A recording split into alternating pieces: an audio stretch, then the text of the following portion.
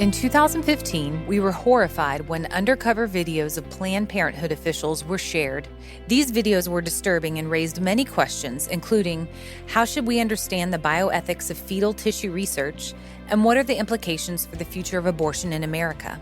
Stephen Harris, Paige Cunningham, Tim Goeglein, and Freda Bush discussed these questions at our Evangelicals for Life conference. Let's join their discussion.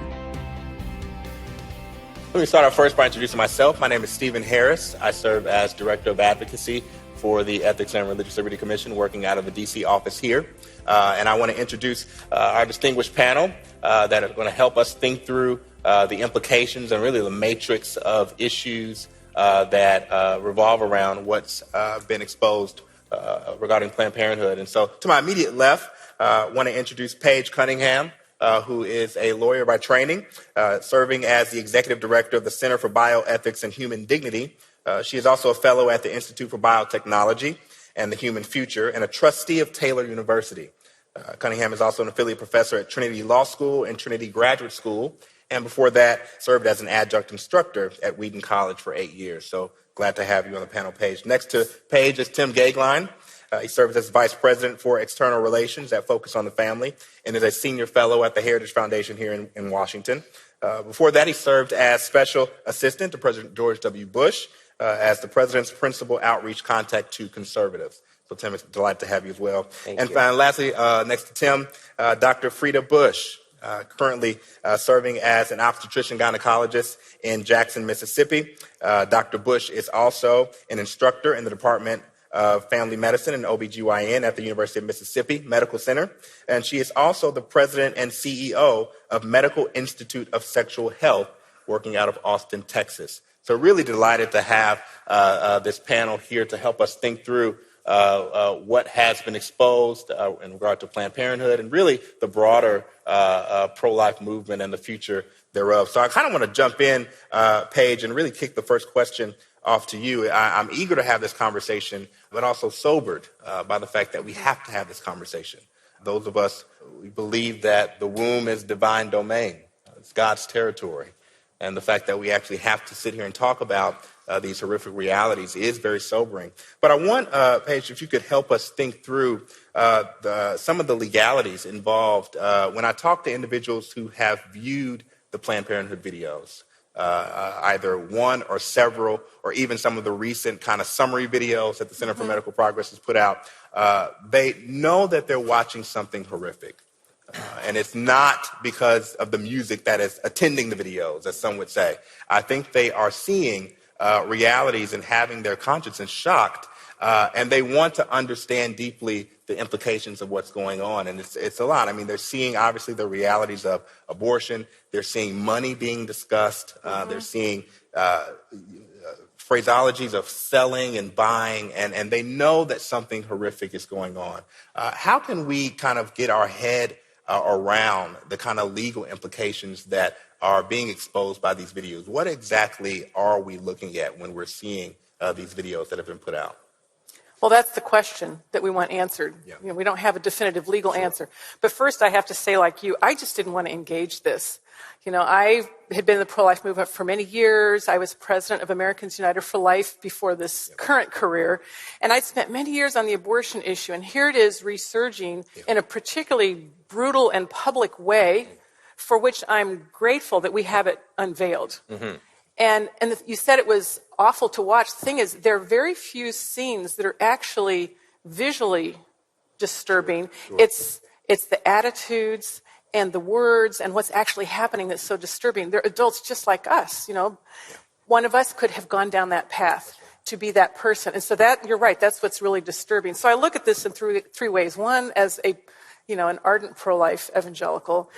Secondly, is an attorney, and third is a bioethicist. Mm-hmm. So those all kind of really come together very clearly in this whole situation with the Planned Parenthood videos. So let me just unpack one piece of it, and then we'll probably come back to more of these in the conversation.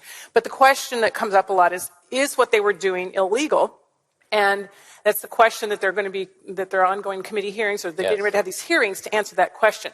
Here's my assessment of what laws may have been violated. Hasn't been proven yet.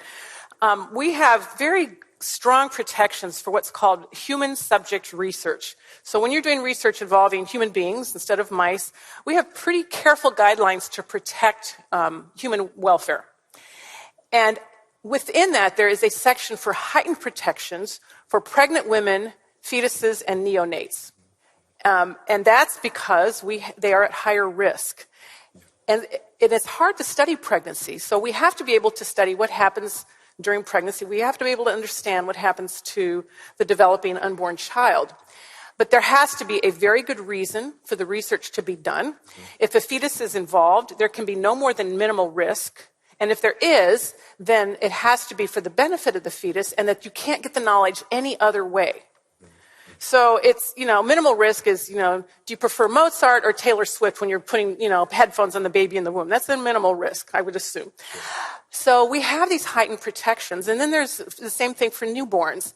But sometimes we have to do that kind of research. So we need these really careful guidelines. And as I'm reading through these, I'm thinking, what we're dealing with here is the harvesting of fetal organs and fetal tissue. They want to say fetal tissue, but a lot of it's fetal organs because the most desirable part is the liver, because that can be used for testing drugs and drug toxicity. Why aren't these fetuses protected by this federal regulation?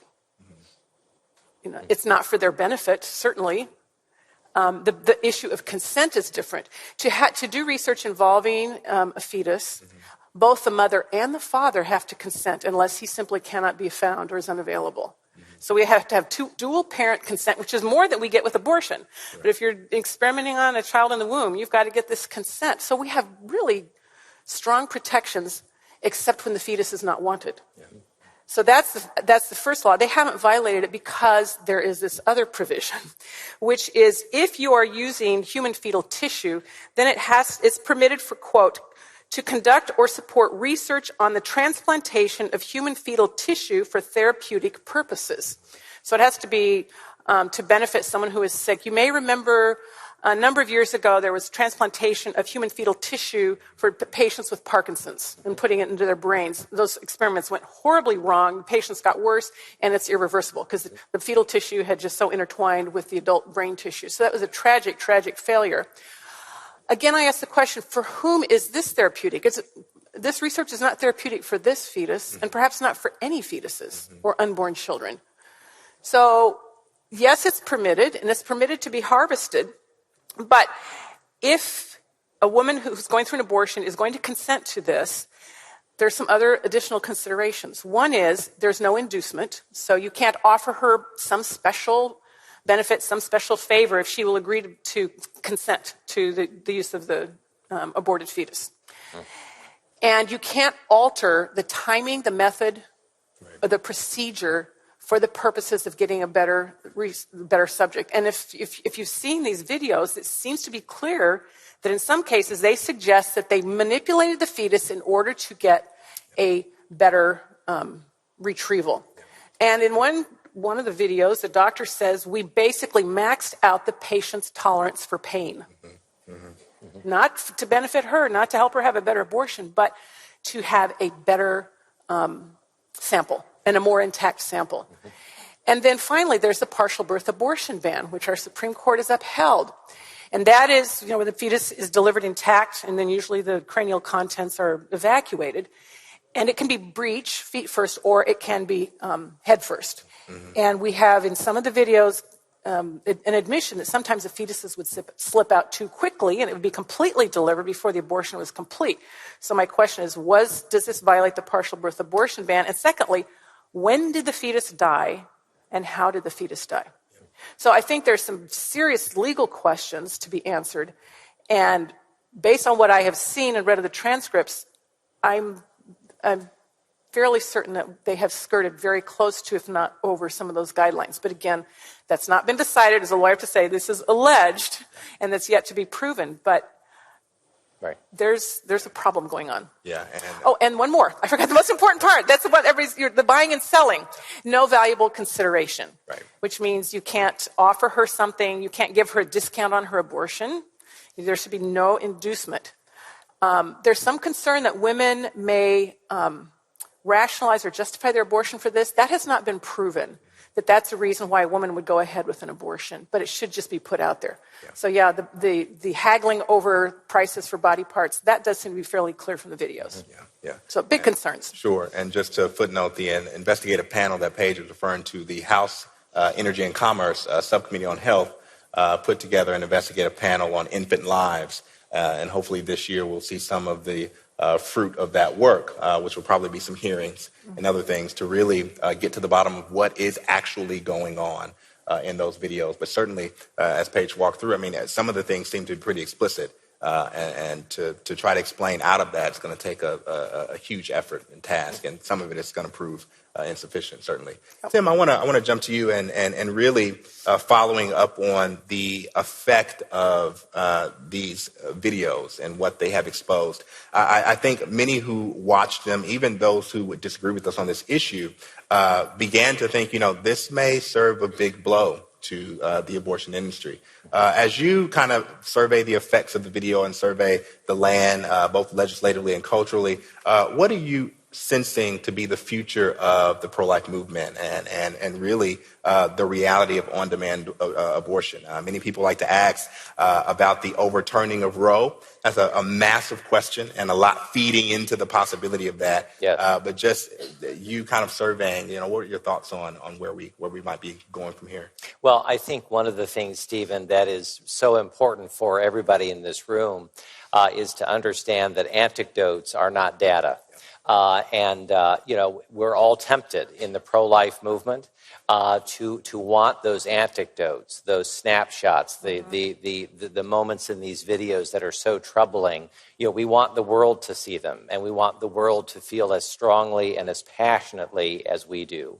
But I think that dispassionately, and I'm sharing just a couple of anecdotes, our Focus on the Family office is located very close to the U.S. Senate. And shortly after the first video came out, I was visiting with some friends of mine who are in the Democratic Party.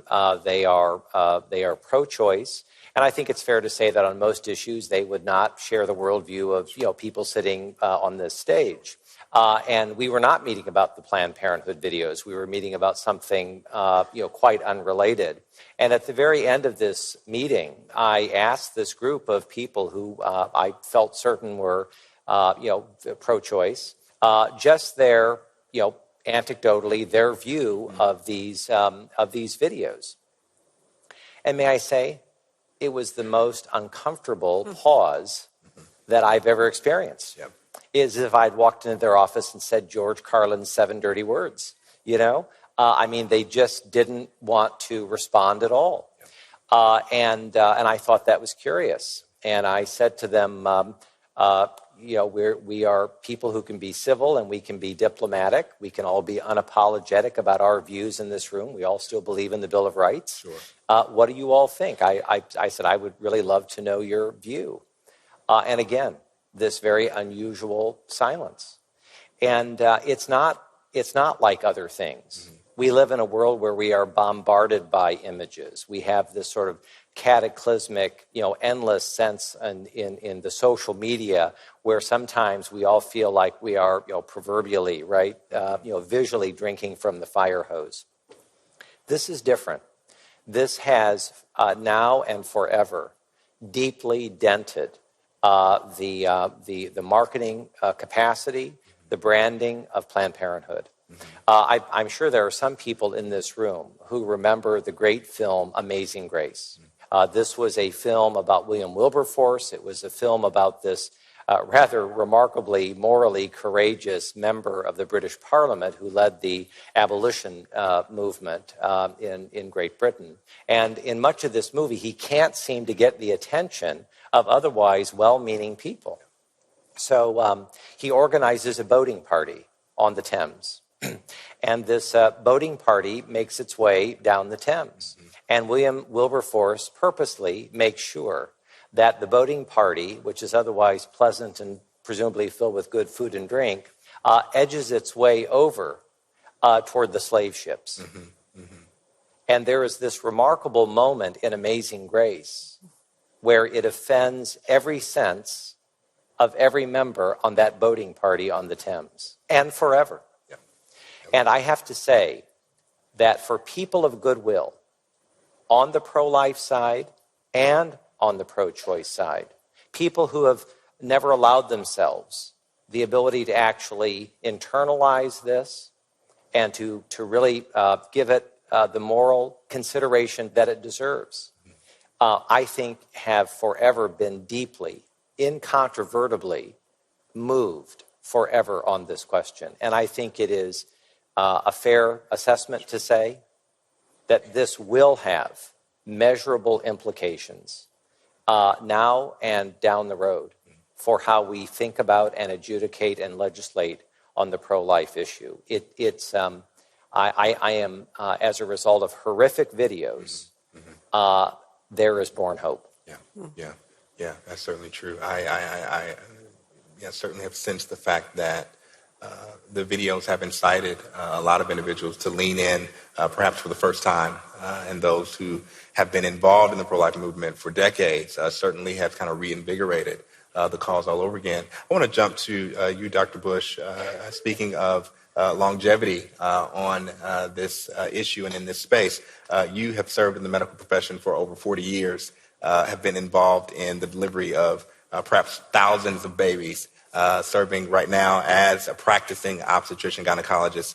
Can you just share a little bit about your conviction as a pro-life medical practitioner, and particularly how you view organizations like Planned Parenthood as a practicing OBGYN? How are you assessing the realities of what we're discussing right now, and how has this worked out and played out in your life? Well, first of all, I thank you for the opportunity to be here. And before I begin my remarks, I would like to acknowledge the passing of I would call a staunch pro-life crusader. Today, since I've been here, I learned that Mr. Roy McMillan passed of a long illness. And I don't know, I heard someone remark, many of you may know him, very active for years, militantly so, saving lives. And Roy and his wife, Beverly McMillan, who was a former partner of mine, but also was a former abortionist, they have talked about making a significant imprint, have taken women into their home for months under their own resources and referring them for care and counseling, showing that pro-lifers do have a heart and a sense for both the mother and the child. So I just wanted to acknowledge him and for the years that he worked in that area. So the question, the comment that you would say is that as an active physician, we were always taught in our training in OBGYN that we had the privilege of caring for two patients, and we had to be responsible for both. As a matter of fact, I have a quote here from the 1989 8th edition of Williams Obstetrics that says, "We are concerned with two lives and the well-being of two people who are interwoven." Now, this was being taught in obstetrics and gynecology as the training of physicians. And then even as late as 1989, this is what we were taught. So it seems as though the response of our current education, training physicians for abortions, the Planned Parenthood videos actually showed very clearly that this is a person, this is a human being, a baby that is being mutilated, if you would, for gain financially.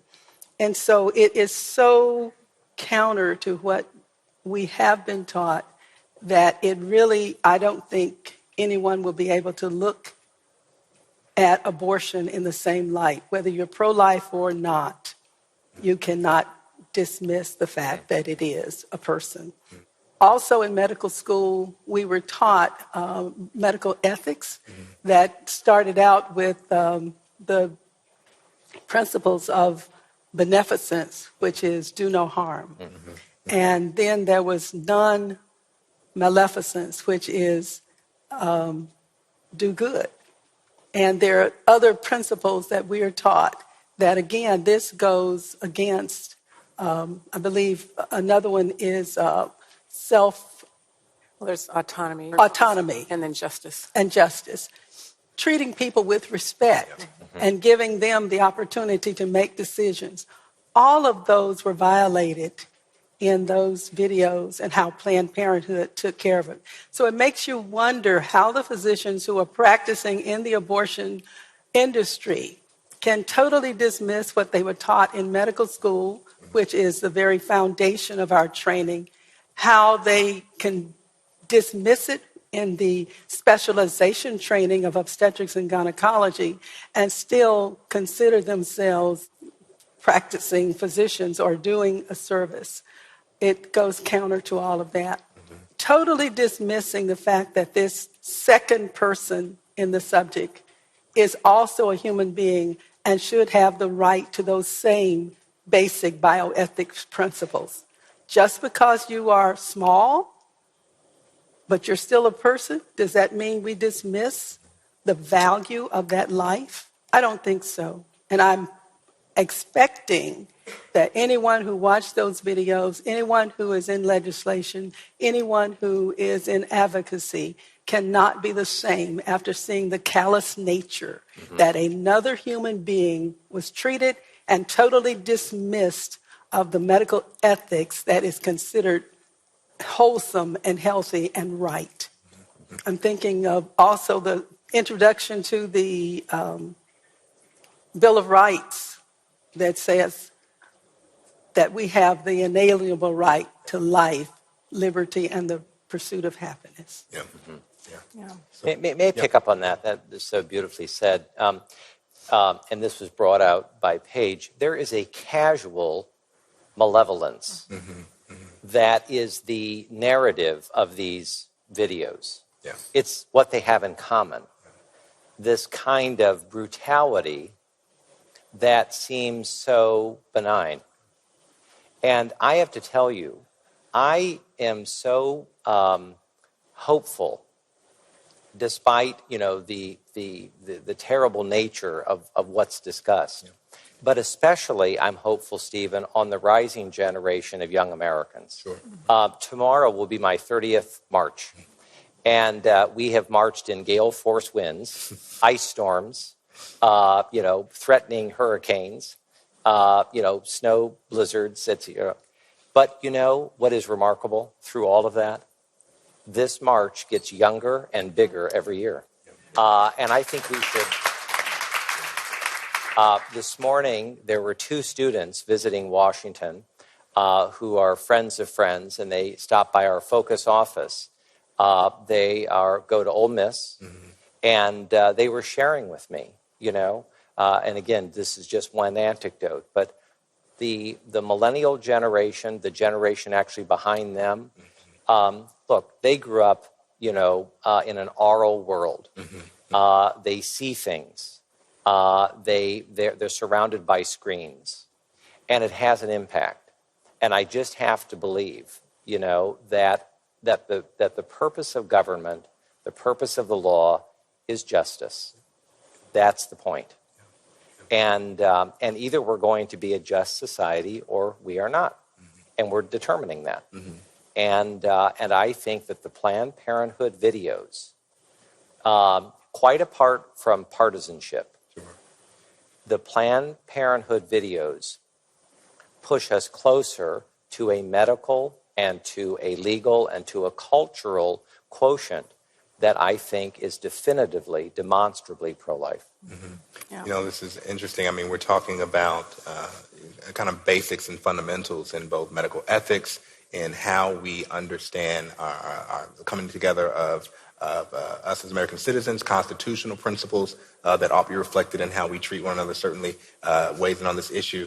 I think a question that's often asked is, in the face of such fundamental, simple principles that are clearly being violated, how are we seeing the persistence of this industry? And Paige, I want to kind of come back to you and really ask about the challenges and the obstacles. Many in this room might not be fully aware of just the matrix, the complex matrix of support that organizations like Planned Parenthood and really pro-abortion advocates have that is really fueling the endurance and their longevity. What kind of, what are we up against in terms of trying to push back against, just to give a sense of what we're looking at?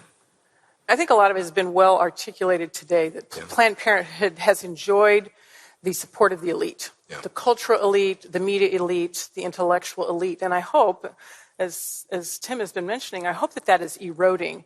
But they've controlled the message to say that anyone who's pro-life is part of this war on women. Mm-hmm.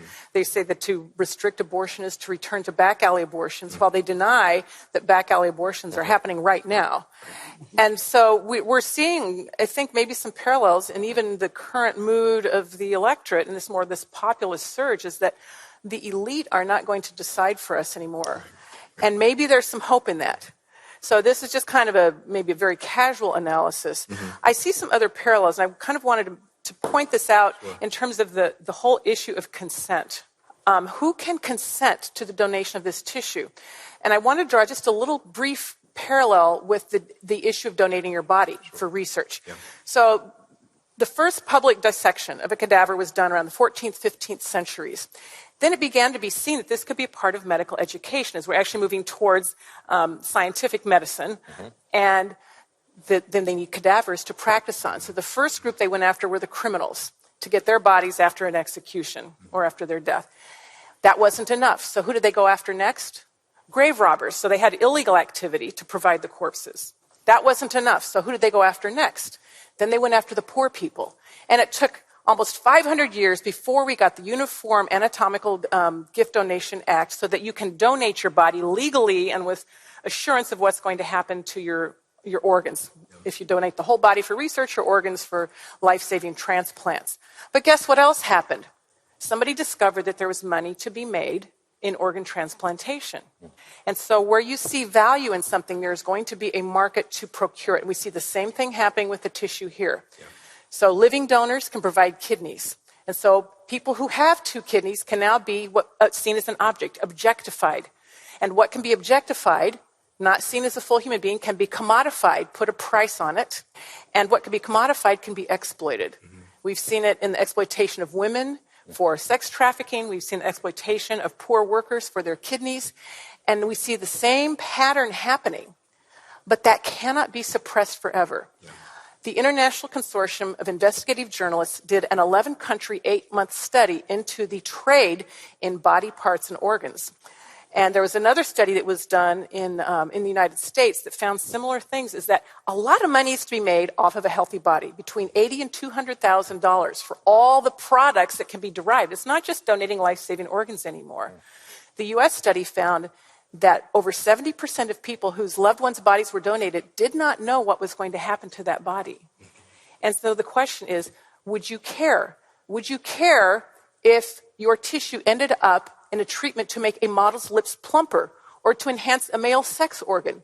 Would you care that your body was not being used for a medical student to learn to dissect, but was being used as a crash test dummy? When you expose what's being done from the trail of objectification to commodification to exploitation, that cannot be suppressed, and it's going to erupt. And I think we've seen that same kind of eruption here. So to go back to your question, I think the hope is that the truth, and not in a theological sense, in a cultural sense, the truth will set you free from the deception that what is going on behind those doors is good for women. So there's hope. No, absolutely. Tim, I want to come back to the legislative front for a second. Perhaps some in this room have followed closely the efforts taken in the Congress to advance pro-life legislation. We've seen several things come up, make their way through the House, fall off in the Senate. The 60-vote rule is kind of hard the hurdle hard to get over. I want to kind of touch on what may be some disillusionment with regard to individuals weighing in legislatively in terms of voting life, in terms of voicing their opinion on pro-life legislation. How can we best think through that in light of most recent efforts, even past efforts, the legislative front to encourage us to continue to push and advance? You know, the most encouraging thing really is a data point, which is that in all of the rest of the developed world, with the exception of the United States, the abortion issue is not in the legislature. Yeah. It's not discussed. It is mostly considered, the sort of the equivalent of the persona non grata. It's just considered to be over. The debate is considered to be yesterday's news, in those countries where there's at least two parties or multiple parties, it just isn't discussed. Mm-hmm. It's quite the opposite here. Why? Because we are fundamentally a religious republic. We are still a religious republic. People who are Democrats, people who are Republicans, people who are liberals, people who are conservatives, they understand. And in my view, there are measurably great things happening on Capitol Hill as a direct or indirect result of these videos. The fact that we were even having a national debate on the defunding of Abortion Inc. This is a very major development. The fact that we are going to have in the Supreme Court this term 2 major cases where abortion is either primarily or one of the underlying themes of these 2 big cases, very important. And those decisions will be made in June, right ahead of the 2016 elections. So I feel very strongly in the appropriations process, in the authorization process of the House and Senate, this issue is decidedly front and center, and it's not going away. It will be a major implication for a very important reason. On Inauguration Day, 2017, we will have 3 Supreme Court justices who will be 80 years of age or over, and we will have a 4th who will be in his late 70s. That means whoever is elected next time may very well end up nominating to the highest court in the land, and that's called a legacy.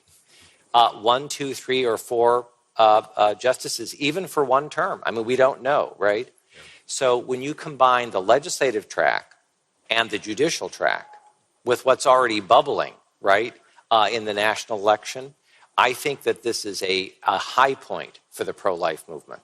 Yeah. And I think that the Planned Parenthood videos catalyze and push forward, outside of all those lanes, this issue right to the top. It's going to be a major issue. Yeah, that's great. And I just to ask a follow-up question about that to kind of help us understand, for those who maybe have heard a little bit but didn't understand the particulars on the defund effort, kind of where that went. If you can just kind of walk through chronologically kind of what took place. Yes. Most recently we had the veto. Just to kind of I'm glad you asked. There is disillusion in the country. I travel a lot in my professional life. Somebody asked once, what is Washington? It's 68 square miles surrounded by reality. When you go out into the country beyond the Beltway and you talk to real people, what you find is that most people, and why wouldn't they think you can get things passed by 51 votes, right? That constitutes a majority, right? The founding fathers wanted something else. They wanted it very difficult to pass legislation. They wanted it to be incremental and slower. So to get anything done, which is to say, to get a veto-proof bill to the president, you have to have at least 60 votes. So the short answer to your question is there are a majority votes in the House and in the Senate to defund Planned Parenthood. Right. But it does not meet the veto-proof majority. I don't know in 2016 where we're going with that. But I have to say that that's why I think that the implications in medicine, in the law, in culture, in many ways those things come before what is going to actually happen in the public policy process. And again, good news is ahead. Absolutely. Dr. Bush, I want to come back around to you. Paige mentioned how the truth coming to light, and even Tim's last statement, and how that helps kind of shape the public policy conversation as more things arise in terms of giving people good information. In the medical profession, you have encountered women in quote-unquote crisis pregnancies. You've encountered women who pursue abortion route. You've encountered women who have been talked away from that. route. Talk to me a little bit about the effect of abortion on women, just that process that you've been up close and personal to observe. There's the last panel talked about it, the war on women rhetoric that's being promoted by those in opposition to pro-life advances. What do you think about that? Having seen what abortion does, the reality, the experience, having dealt with women before and after, what is it? What is that experience like from your vantage point? Well, women have definitely been, I would say, victimized. We all know what happens to the baby, and these videos have certainly shown that. But what happens to the mother, not just during the procedure, but after the procedure, are things that you have to consider. Just mentioning what happens during the procedure, whether it's a medical abortion, which is supposed to be safer, or whether it's a surgical abortion, the woman can never be the same, having had that child taken from her. But let's talk a little about medical abortions. That's where you take the medication that is supposed to cause her to go into labor. If she gets the medication, she will take a pill that separates the baby from the lining of the uterus. Then she takes a second pill a number of hours later that causes her to have contractions. What they don't understand is that sometimes those contractions and the bleeding will go on for many hours and for days. And you hear the horror stories from the ladies about how painful it was and how frightening it was to be home alone with that procedure going on. We don't hear that sometimes it doesn't complete. And so the woman still has to go back and get a surgical abortion. And what's sad about that is that many times the person who started the chemical abortion, the medical abortion, is not really the same one that she will see again. And their complications, the continuity of care may not be there. Mm-hmm. I think, so medical abortions are really are not as safe as they're put up to be. And I know that there are women who have actually died from infections or from complications following it. There's a log that is kept of those, but that information doesn't get out to the public. They think I'll take a pill and that's the end of that. Can you think of the psychological effect of you having to go through that for hours, knowing what is happening to you, not just physically, but psychologically? Another thing that we don't talk about is the complications that occur as a result of the surgical abortion. As someone said, having an abortion is not just a walk in the park. Mm-hmm. You want to know that when the surgical abortion occurs, that the person who is actually doing the abortion is medically licensed, has been trained and is competent to do what they are doing, and also would be available to handle any consequences or complications. Anytime you have a surgical procedure, you give consent for that procedure. And in the consent form, you list the benefits and you list the potential risk. So you're there to get the benefits, but you still need to understand that there may be risk of infection, there may be risk of bleeding, there may be risk of injury to the woman, to the uterus, to the bowel or the intestines that are the tube leading from the kidney to the bladder that are around the uterus, should perforation going through the lining of the uterus occur. You need to understand that there is even the possibility of excessive bleeding or hemorrhage and death. That means your death. And so I'm not confident that when the consent is given at the abortion clinics, that they are given all of that. They know the benefits. I'll get out of the fix that I'm in. But do they really understand what they're consenting to? You also want to know that the person who does the procedure is competent, trained, know what they're doing, and should complications occur, that they have made arrangements for emergency care at a local hospital within a certain mile of the facility. You would like to know that you will be fine.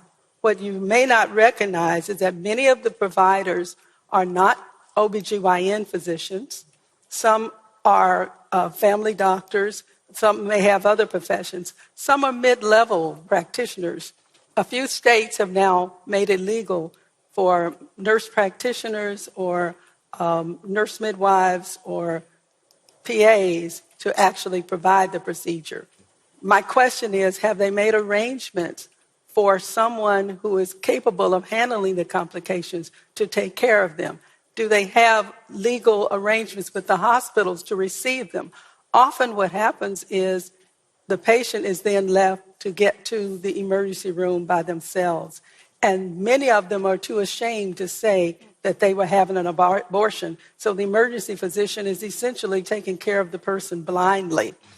Often the person who does the procedure is an itinerant. He flies in and he leaves, again, with no backup for that person.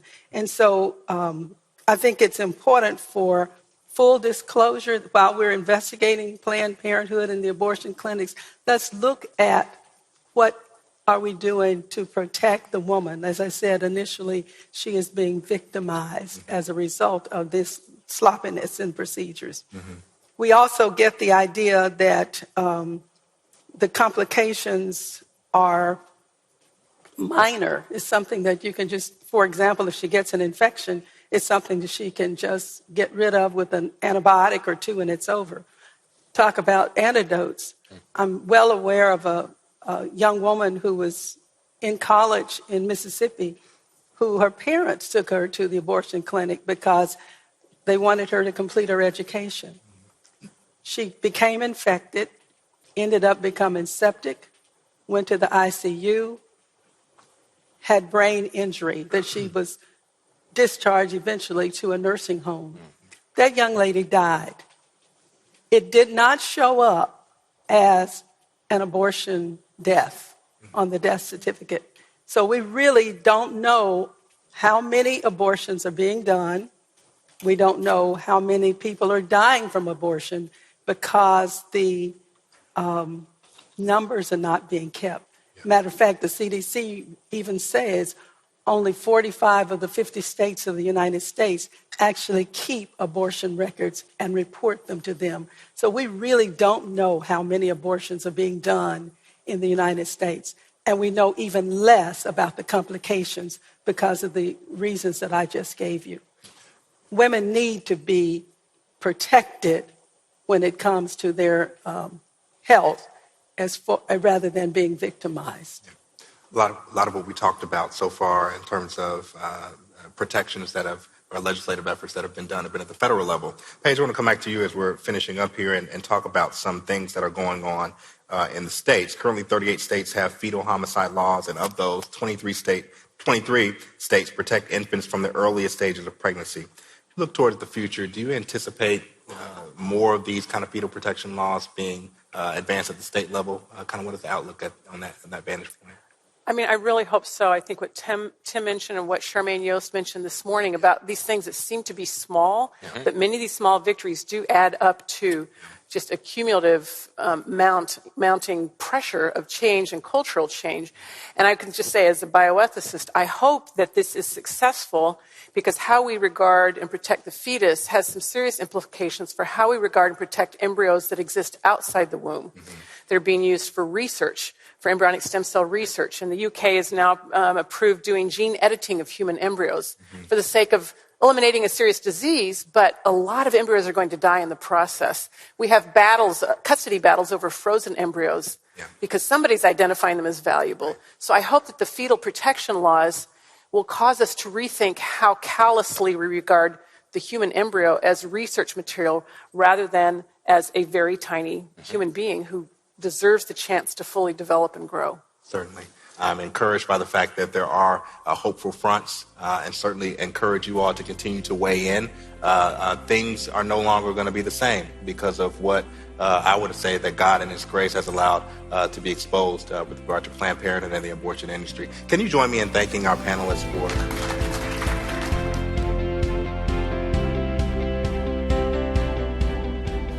Thank you for tuning in to the ERLC podcast. Subscribe to this podcast on iTunes, Google Podcast, or Spotify to stay up to date on episodes. And be sure to tune in next week when we hear from Andrew Peterson.